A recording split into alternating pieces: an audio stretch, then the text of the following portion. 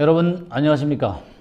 오늘은 말씀의 넓이와 길이와 높이와 깊이를 깨달으라 라는 말씀을 드리겠습니다. 여러분, 하나님 말씀의 깊이라면 이해를 하실 텐데 그 말씀에 어찌 넓이와 길이와 높이가 있을까 하는 생각이 들지는 않으셨는지요? 우리는 흔히들 세상에서 이런 용어를 자주 사용하며 살고 있습니다. 말을 조리 있게 하며 아는 것이 많고 논리적이며 빈틈없이 정확하게 하는 사람을 가리켜 저 사람은 남다른 깊이가 있다라고 말을 합니다. 이런 분들을 대하고 있으면 생각이나 지식의 수준 정도가 높아 보이고 정의나 사교성이 두터워 매우 가깝게 다가가고 싶어집니다. 성경 속에 감추인 진리를 깨닫게 된다면 당신도 이렇게 깊이 있는 사람이 될 수가 있습니다.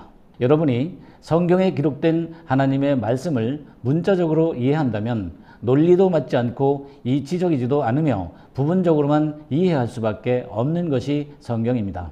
그러므로 모든 성경의 말씀은 아무리 세월이 흐르고 또 흘러도 변하지 않는 만물의 이치를 통해 누구나 다 보편적으로 이해할 수 있도록 이치적으로 기록된 말씀입니다. 그러나 만물 속에서 살았고 많은 만물을 터득하고 있다 하더라도 신의 그린 하나님의 말씀을 인간의 능력으로 알 수 있는 것은 결코 아닙니다. 모든 성경은 성령이 인도하시는 선지자를 통해 기록되었으므로 풀리는 것도 마찬가지로 성령이 인도하시는 그 누군가를 통해 풀리는 것입니다. 이렇게 성령의 계시로 인도하심을 받아 먼저 기름 부음을 받고 깨달아 아는 자를 가리켜 선지자라 합니다. 베드로후서 1장 20절로 21절의 말씀으로 증거하겠습니다. 먼저 알 것은 경의 모든 예언은 사사로이 풀 것이 아니니 예언은 언제든지 사람의 뜻으로 낸 것이 아니요 오직 성령의 감동하심을 입은 사람들이 하나님께 받아 말한 것임이니라. 원문으로 직역하면 먼저 허락받은 또는 알게 된 그는 성경의 모든 예언을 사사로이 해석한 것이 아니요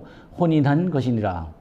예언은 언제든지 사람의 뜻으로 된 것이 아니요 오직 성령이 오시는 또는 인도하는 사람이 하나님께 받아 말하는 것이라는 뜻입니다. 여기에서 20절 끝에 나오는 단어 기노마이를 번역자가 누락시키고 오역을 하였습니다. 기노마이는 혼인하다, 정해지다, 발견되다, 나누이다, 취해지다, 변화하다, 이루어지다 등 약 40여 가지의 뜻을 가지고 있는 단어입니다. 또 본문에서 성령의 감동하심을 입은 사람이라 할 때 감동하심이란 단어는 오역입니다. 감동하심으로 오역된 단어는 회로란 단어로서 오다, 인도하다, 감당하다, 참다, 생기게 하다, 계속하다, 놓여지다, 움직이다, 도달하다, 돌진하다, 지탱하다 라는 뜻이며 부정과거 수동태 직설법 3인칭 단수로 사용되었습니다. 그러므로 성경의 예언은 성령이 오시는 또는 인도하시는 사람이 하나님께 받아 말한 것이며 그 예언의 말씀이 계시로 열리는 것 또한 성령이 오신 사람을 통해 세상에 알려지는 것입니다.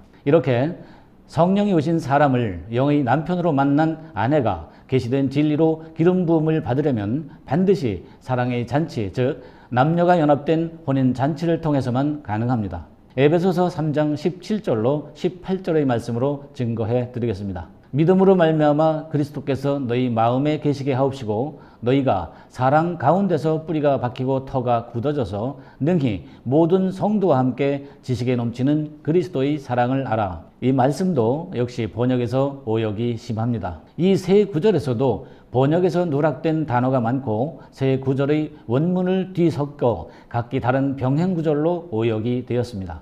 오역된 이 말씀을 원문으로 직역하면 그 믿음으로 말미암아 그 그리스도께서 너희 마음 안에 영원히 안주하시는 사랑의 잔치 안에서 실로 뿌리를 박는 기초를 닦으며 그 신의 모든 그 가득 채워진 것으로서 지식을 탁월한 그 기름 부음 받는 사랑의 잔치로 이해하게 하여 둘 다 가득 차게 하기 위함이라는 뜻입니다. 이 말씀은 하늘의 아버지로 오신 천상의 인간이신 대우에게 가득 채워진 것, 즉 성령 충만을 위해 사랑의 잔치를 통해 지식으로 믿음을 키우고 마음의 감각을 깨워 동일한 성령으로 충만하게 하기 위함입니다. 이는 말씀의 넓이와 길이와 높이와 깊이를 알아야 가능한 일입니다. 에베소서 3장 19절 말씀으로 증거해 드리겠습니다. 그 넓이와 길이와 높이와 깊이가 어떠함을 깨달아 하나님의 모든 충만하신 것으로 너희에게 충만하게 하시기를 구하노라. 원문으로 직역합니다.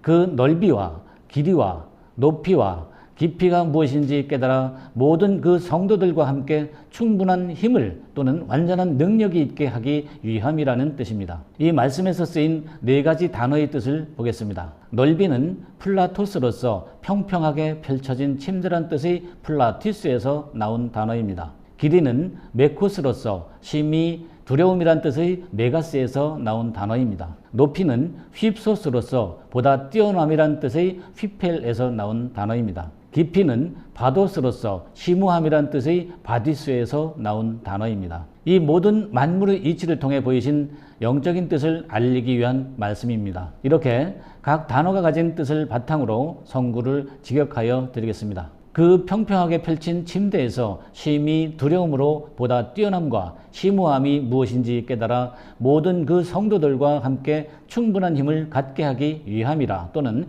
완전한 능력이 있게 하기 위함이라 라는 뜻입니다. 여러분, 교회가 무엇입니까? 여러분이 일요일마다 가시어 예배를 드리는 곳이 교회입니까? 아닙니다. 그것은 행위로 드리는 예배당이며 콘크리트 건물일 뿐입니다. 기독교에서 어찌 이런 기본적인 것도 제대로 가르쳐주지 못하였을까요? 처음 하늘의 세상 임금들은 대다수가 자기들의 배를 채우기 위한 수단으로 제단을 사용합니다. 오늘날의 기독교가 이렇게 타락할 것을 이미 BC 745년에서 695년에 선지자 이사야를 통해 예언하셨고 기록하셨습니다.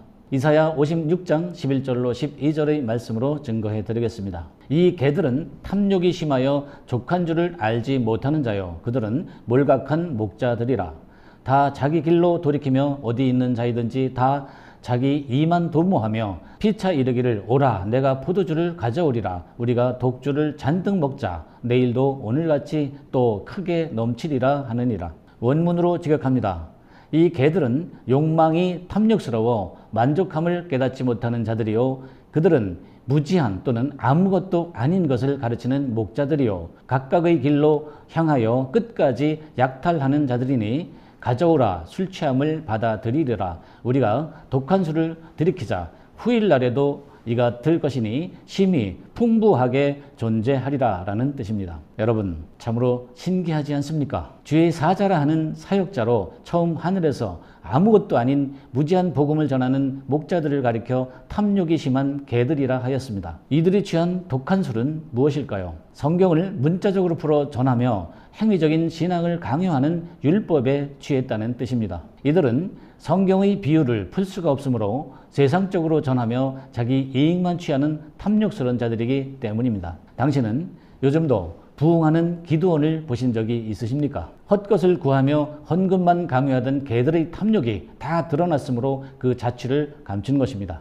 여러분은 이런 개들을 분별하셔야 합니다. 당신은 무엇으로 이런 개들을 분별하시겠습니까? 그것은 바로 말씀이 육신이 되어 하늘의 아버지로 이 세상에 오신 대우를 통하여 하늘의 지식을 아는 사랑의 잔치로 기름 부음을 받는 과정을 통해 말씀의 넓이와 길이와 높이와 깊이를 깨달아야 가능한 일입니다. 이러한 깨달음이 없는 개들이요, 처음 하늘의 임금들에게 어둠으로 통치를 받는 신앙인이 바로 처음 땅입니다. 이런 개들과 세상 임금들을 가리켜 무지한 것을 가르치는 목자요, 가인의 길을 걷는 자요, 사랑의 잔치를 회방하는 암초요, 자신들만 돌보는 목자요, 물없는 구름이라 합니다. 유다서 1장 12절의 말씀으로 증거하겠습니다. 저희는 기탄 없이 너희와 함께 먹으니 너희 애찬의 암초요, 자기 몸만 기르는 목자요, 바람에 불려가는 물없는 구름이요, 죽고 또 죽어 뿌리까지 뽑힌 열매 없는 가을 나무요. 원문으로 직역합니다.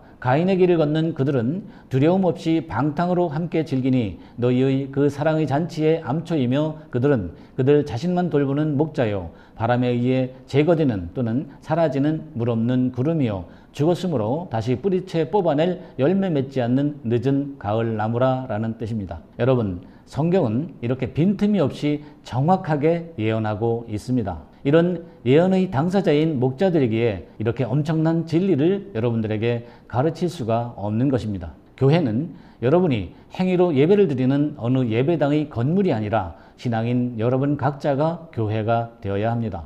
그러나 처음 하늘에서 어둠으로 양육을 받는 자들은 교회가 아니라 단순한 신도들입니다. 교회는 신랑인 그리스도의 영적인 아내를 말하는 것입니다. 하나님의 말씀인 씨를 소유하지 못한 신도가 뜰에서 성소로 올라와 그리스도를 남편으로 영접하고 통치를 받는 단계가 되어야 거룩한 성소요 성도이며 교회입니다. 이 성소를 가리켜 코데시라 하며 이는 성소, 성도, 교회, 거룩한 봉헌된이라는 뜻입니다. 출애굽기 26장 33절을 보겠습니다. 그 장을 갈고리 아래 들여온 후에 증거계를 그 장 안에 들여 놓으라.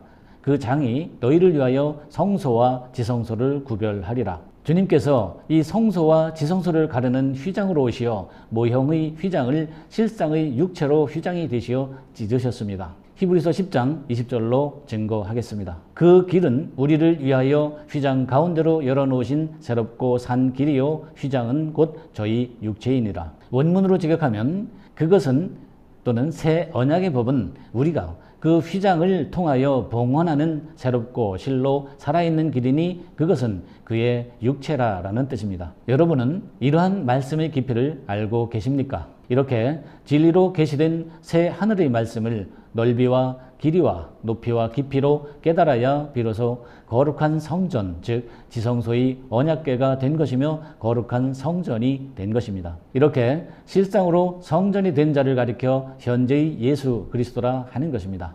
이는 하나님이 구원하신 기름 부음 받은 자라는 뜻입니다.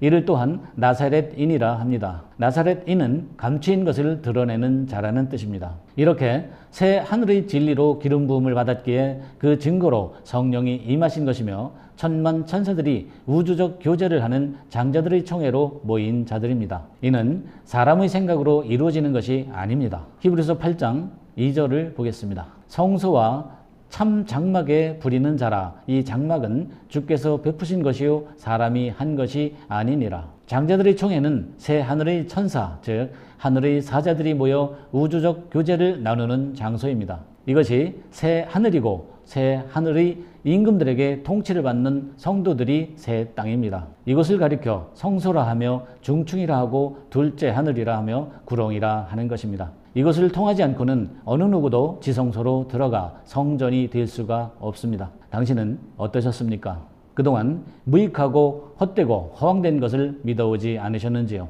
그러므로 주께서는 처음 하늘을 어둠이라 하셨던 것입니다. 당신은 이제 하늘의 비밀이 조금 보이십니까? 조금이라도 들리고 조금이라도 보이신다면 그것이 당신에게 비치는 은혜의 빛입니다. 많은 예언가들이 어찌 대한민국을 지칭하며 한국에서 의로운 역사가 시작될 것이라 예언하고 있을까요? 요한계시록 2장과 3장에서 귀 있는 자는 성령이 교회들에게 하시는 말씀을 들을지어다 하신 주님의 음성이 당신의 가슴을 소리 없이 울리시길 기원합니다. 당신이 평화로다 안전하다 하는 그때에 해산의 고통과 같이 죽음이 갑자기 당신을 습격할 것입니다. 데살로니가전서 5장 3절입니다. 저희가 평안하다 안전하다 할 그때에 잉태된 여자에게 해산의 고통이 이름과 같이 멸망이 호련히 저희에게 이르르니 결단코 피하지 못하리라. 원문으로 직역하면 언제든지 평화로다 또 안전하다 말하는 동안 그때에 배를 붙잡는 그 해산의 고통과 똑같이 죽음이 갑자기 그들을 습격하리니 결코 피하지 못하리라 라는 뜻입니다. 장자들의 총회에서는 영안이 열리신 분들을 기다리고 있습니다. 하나님이 부르시는 당신의 종말이 되셨다면 장자들의 총회로 보내실 것입니다. 마지막 때에 나타난 최고의 말씀은 천만 천사들이 모이는 장자들의 총회에 있습니다. 당신도 새 하늘의 진리를 찾아 장자들의 총회로 오시는 새 땅이 되시길 기원합니다. 감사합니다.